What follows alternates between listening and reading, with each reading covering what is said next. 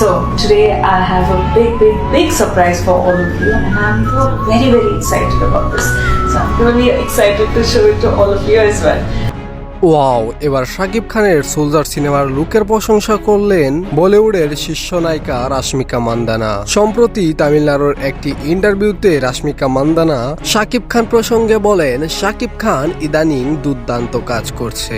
Recently তার cinema সোলজারের লুকটা আমার কাছে বেশ ভালোই লেগেছে। শাকিব খানের সাথে আমার একটা কাজ করার কথা চলছে বেশ কয়েক বছর ধরেই। নানান জটিলতার কারণে এখন পর্যন্ত শাকিব খানের সাথে কাজ করা হয়ে উঠল না, তবে আমি নিশ্চিত যে খুব শীঘ্রই তার সাথে কাজ করা হবে। তবে সব থেকে ভালো লাগার বিষয় হয়েছে যে বাংলা ইন্ডাস্ট্রিটা খুব ছোট একটা ইন্ডাস্ট্রি ছিল, যেটাকে টেনে তুলেছে শাকিব খান একাই, আর আমি তারই সাথেই কাজ করব।